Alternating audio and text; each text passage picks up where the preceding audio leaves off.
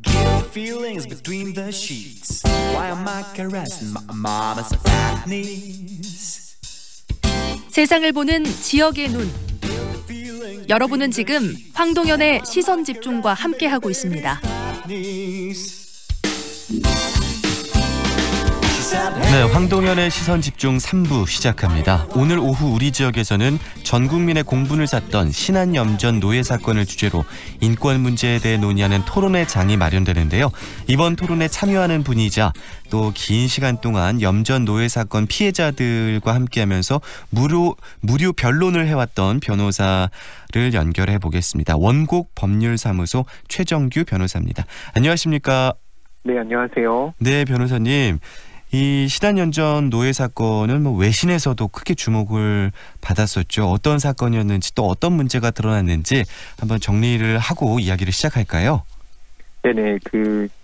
전남의 작은 섬에서 100여 명의 지적 장애인들이 노동력 착취를 당하고 있는 사실이 밝혀진 사건입니다. 2014년 2월에 밝혀졌는데요. 이 중세 농노와 같은 이런 노동력 착취, 인신매매가 21세기 인권국가인 대한민국에서 버젓이 일어나고 있었다는 것이 밝혀져서 저희 한국에 있는 많은 국민들도 많이 분노했고 또 놀랬고 또 AP통신 등 주요 외신을 통해 전 세계에서 또 알려졌는데 어찌 보면 참 국제적 망신이 됐던 그런 사건입니다. 네, 우리 최정규 변호사님은 긴 시간 동안 이 무료 변론에 힘써 오신 걸로 알고 있는데요. 특별한 계기가 있었습니까? 그렇게 선행을 하시게 된? 네. 2012년부터 사단법인 장애인권의문제연구소 법률위원으로 활동하면서 간간히 학대 피해 장애인에 대한 법률 지원 활동을 했는데요. 네. 2014년 2월에 여러 장애인권 활동가들이 현장에 급파되어서 여러 가지 지원을 하고 있는데 이제 법률적인 지원이 많이 필요하다라고 하는 그런 SOS를 받게 되었습니다. 네. 그 지역에 그 당시 그 피해자들을 도울 변호사가 없다고 해서 거리가 좀 멀었지만 또 저희가 이런 어떤 요청에 거절한다고 하는 거는 또 예의가 아닌 것 같아 시작하게 되었는데요. 네. 물론 처음 뛰어들었을 때는 이렇게 오래 걸릴 거라고 생각을 못했는데 네. 사실 지금 2018년이니까 거의 한 4, 5년 동안 이거를 지금 계속 법률 지원을 하고 있습니다. 네.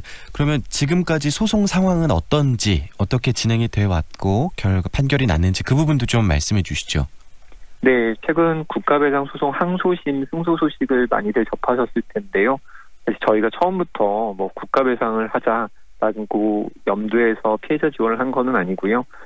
처음에 저희가 개입해서 형사 절차, 일단 가해자들에 대한 형사 절차가 진행이 되어 있었는데 저희가 피해자를 대리해서 가해자가 엄격하게 처벌받도록 하는 것이 저희의 첫 번째 임무였고요. 네. 두 번째, 또 피해자를 대리해서 어찌됐든 가해자를 상대로 민사소송을 제기해서 충분한 배상을 받도록 하는 것이 두 번째 또 임무였습니다. 네. 이런 과정을 통해서 저희가 좀 피해자의 진술 또 가해자의 진술 여러 그런 정황들을 저희가 좀 포착을 해서 네. 국가가 정말 그 당시 때 경찰관이나 근로감독관이나 사회복지 공무원들이 제대로 역할을 했다면 이런 부분들을 정말 몰랐을까에 대한 어떤 합리적인 의문이 발생했고요.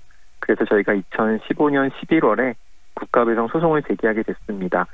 2015년 11월에 이제 제기했는데 네. 2017년 9월에 1심 선고가 나서 한 분이 승소하셨고요. 네. 지난 11월 23일 항소심에서 항소를 제기한 3명이 1심 패소와 달리 모두 승소하는 그런 결과를 저희가 얻게 되었습니다. 네. 패소했을 때는 이유가 뭐였습니까? 네, 국가배상 소송에서 패소했을 때는 어떤 구체적인 입증이 부족했다는 부분이었습니다. 그냥 도의적으로 국가나 지방자치단체가 책임이 있겠지라는 정도로는 네. 어떤 국가 배상 책임까지 인정하기에는 곤란하다는 어렵다. 부분이었는데요. 네. 저희가 항소심에서 조금 더 증거를 보완하고 네. 또 여러 가지 주장을 좀 가다듬어서 네. 좀 구체적으로 그 당시에 경찰이 뭘 잘못했는지, 네. 근로감독관이 뭘 잘못했는지, 또 사회복지 공무원은 어떤 의무가 있었는데 그 의무를 다하지 않았는지를 좀 낱낱이 밝혀내서 항소심에서 좋은 결과를 얻은 걸로 생각이 됩니다. 네. 근데 또 최근에 피해자들에게 이렇게 내려진 원고 일부 승소 판결에 대해서 완도군과 우리 정부가 그 상고장을 또 제출했다는 소식이 들리던데 이게 무슨 얘기입니까? 설명해 주실 수 있나요? 네. 사실 정말 실망스러운 일인데요. 네. 항소심 판결 선고 이후에 네. 이제 많은 국민들이 이제는 국가 및 지방자치단체에서 제대로 된 재발 방지 대책이 나오겠구나 하는 기대를 하고 있었는데 그런 기대를 저버리고 사실 상고심 마지막 날에 상고장이 제출이 됐습니다.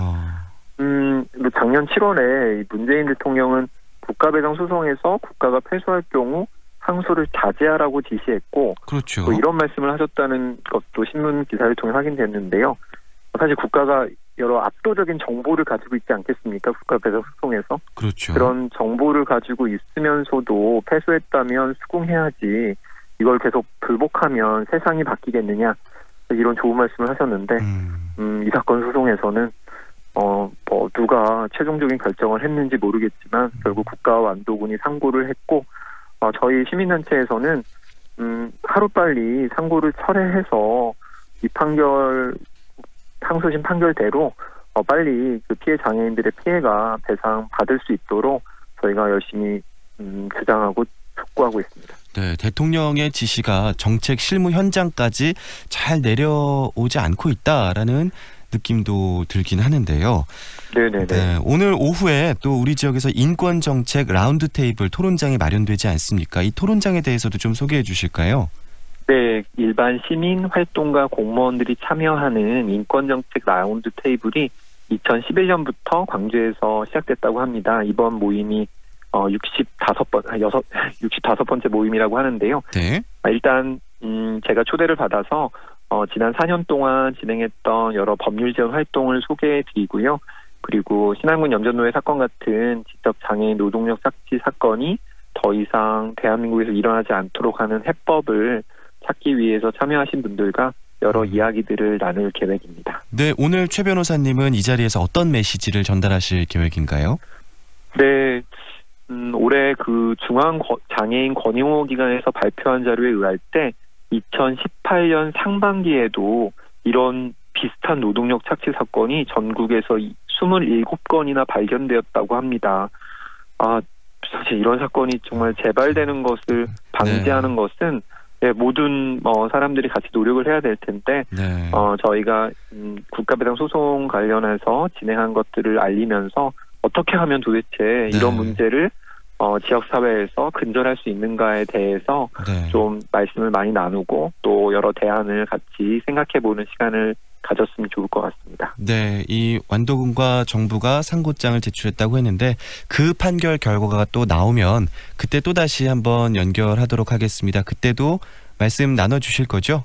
네네네, 물론이죠. 네, 알겠습니다. 오늘 말씀 잘 들었습니다. 고맙습니다. 네, 감사합니다. 원곡 법률사무소 최정규 변호사와 함께했습니다.